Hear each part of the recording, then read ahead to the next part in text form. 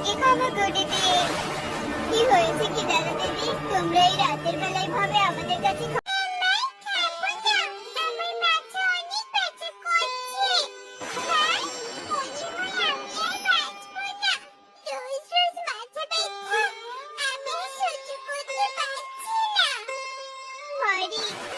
বলিস না, কিছুই হবে না। আমি কি আর কখনো সুস্থ হব না? জানো মা, আমার না কানে মিলে চড়তে ভীষণ ইচ্ছে করে, কিন্তু মাঝে ব্যথার জন্য আমি বিছানা থেকে উঠতে পারি না।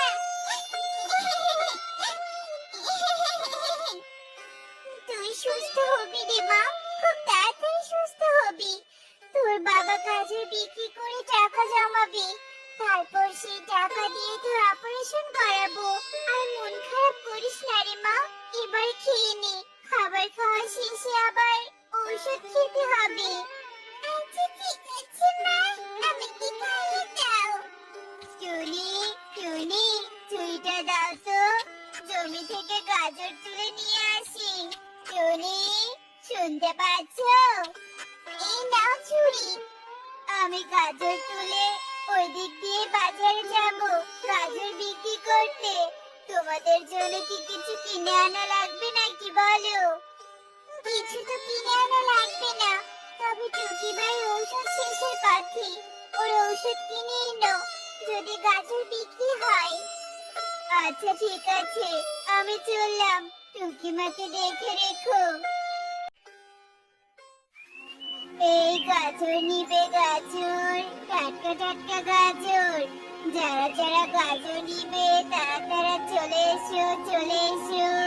সুস্বাদু গাজর শেষ হলে পরে আফসোস করতে হবে, তাই দেরি না করে জলদি চলে এসো। এই তো না, গাজরের কেজি কত রে?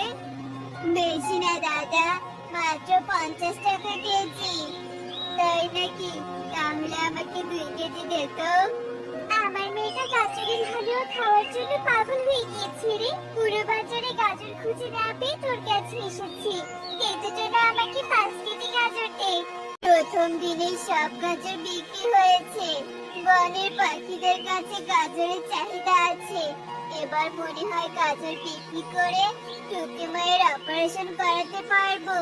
আর দেরি না করে টুকি মায়ের জন্য ওষুধ নিয়ে যাই। দেখো দেখো, বনের পাখিরা কিভাবে টোনার কাছ থেকে গাজর কিনছে। এভাবে টোনার গাজর বিক্রি হতে থাকলে তো দুদিনেই টোনা ধনী হয়ে যাবে। হাই হাই, টোনা ধনী মানে তো টুনিও ধনী, আর টুনি ধনী হলে আমার সামন দিয়ে অনেক সোনার গহনা পরে ঘুরে বেড়াবে। না না, এ হতে পারে না। কালু, কিছু একটা করো যাতে ওই টোনা টুনি ধনী হতে না পারে। ঠিক বলেছ, আমাকে কিছু একটা করতে হবে, কিন্তু কি করব কি করব? হ্যাঁ, পেয়েছি বুদ্ধি। কি বুদ্ধি পেয়েছো? বলো বলো। শোনো, এদিকে এসো, কানে কানে বলি। আরে বাহ, এ তো দারুণ বুদ্ধি। তাহলে আজ রাতে আমরা লালিকে নিয়ে টোনার গাজরের জমিতে যাবো। চলো চলো, এবার বাড়িতে যাই। তাকে সারাদিন কিছুই খেতে দেয়নি, তার কারণ তোকে দিয়েই জমির সব গাজর খাওয়াবো। যা, এবার মনের সুখে গাজর খেয়ে পেট ভরা।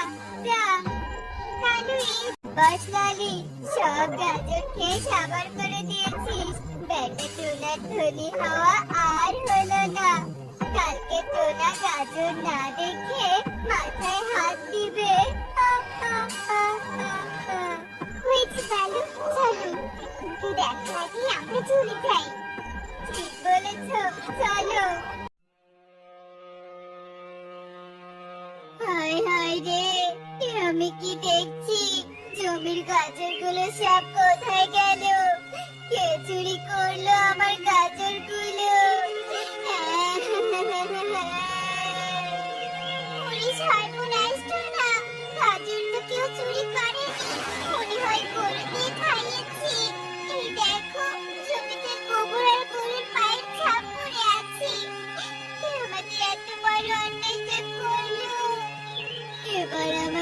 সংসার চলবে কি করে? কি করে বা মেয়েটার চিকিৎসা করাবো? যা হয়েছে, এখন কান্না করে কোনো লাভ নেই। আমাদেরও সংসার চালাতে হবে, আমার মেয়ের চিকিৎসাও করাতে হবে। আর এখন আমার জমিতে গাজর চাষ করলে সেই গাছের বড় হতে অনেক সময় লাগবে। তাই বলি কি, ঘরে 1,000 টাকা আছে, সেই টাকা দিয়ে জাল কিনে নদীতে মাছ ধরে সেই মাছ বিক্রি করে সংসার চলবে, আর টুকিরও চিকিৎসা করানো যাবে। হ্যাঁ টুনি, বুঝেছি। এছাড়া যার কোনো উপায় নেই। জাল কিনে কাল থেকে নদীতে মাছ ধরতে যাবো। দাদা, সাহায্য করো। আজ নদীতে মাছ ধরতে আসার প্রথম দিন, আজ যেন অনেক মাছ পাই। না না, আর দেরি নয়, নদীতে জাল ফেলতে শুরু করি।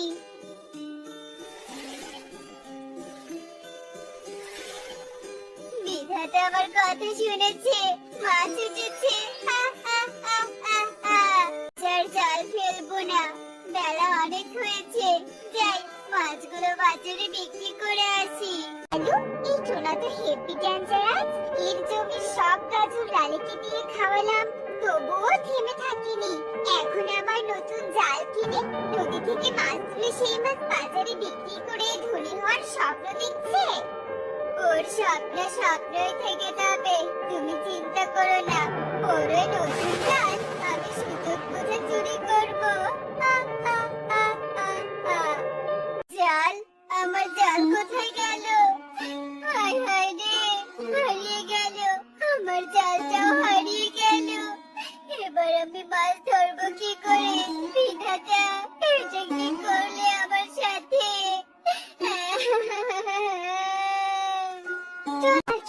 তোমার কি হয়েছে? তুমি এভাবে হাউমাউ করে কাঁদছো কেন বলো তো? আমি জলপরি, তোমার দুঃখের কারণ আমাকে খুলে বলো, আমি তোমাকে সাহায্য করব। জলপরি, আমার সর্বনাশ হয়েছে।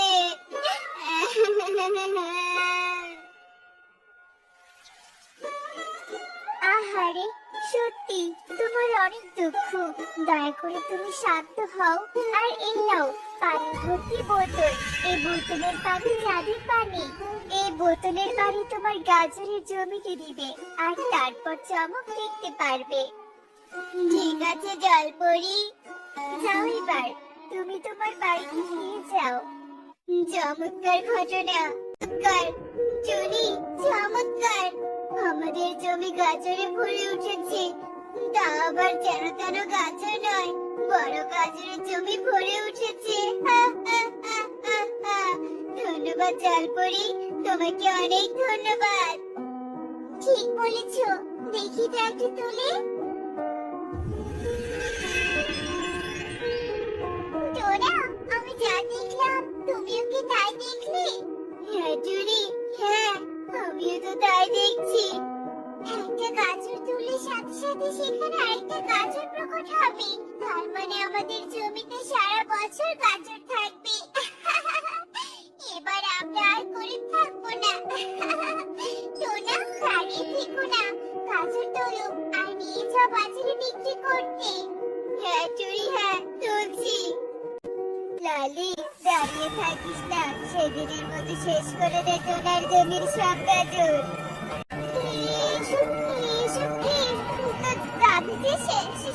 সাপ হয়ে গেল। ওরে বাচ্চাটি তাই, তোদের জন্য অন্যের ক্ষতি করতে গিয়ে আমি সাপ হয়ে গেলাম। আজ থেকে তোদের রেহাই নেই রে, আজ আমি সর্বপ্রথম তোদের দংশন করবো। ওরে বাবা রে, কাকলি পালাও। বাইরে লাফিয়ে রে শয়তানের দল, যতক্ষণ জানা তুমি তোদের খামারা করছে ততক্ষণ তোদের রেহাই নেই। আমার হাত থেকে তোরা বাঁচতে পারবি না। চালু চালু গো চালু, তোদের কাছে গিয়ে ক্ষমা চাইতে হবে।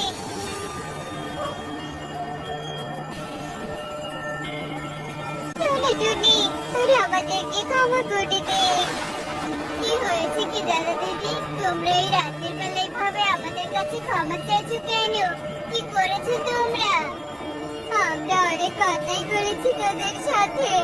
তোদের গাজরের জমির গাজর গাছকে দিয়ে খাইয়েছি, চাল চুরি করেছি। তোরা আমাদেরকে ক্ষমা করে দে। আর আজকেও তোদের গাজরের জমি নষ্ট করতে গাছকে দিয়ে গাজর খাওয়াতে গিয়েছিলাম। তোদের একটা গাজর খাওয়ার সাথে সাথেই গাভী সাপ হয়ে গিয়েছে। তোরা আমাদেরকে ক্ষমা না করলে ওই সাপ আমাদের ছাড়বে না, ক্ষমা করে দে। তোমরা আমাদের সাথে এমন করেছিলে, তোমাদের কোনো ক্ষমা নেই। সাপ, এদের শাস্তি দাও।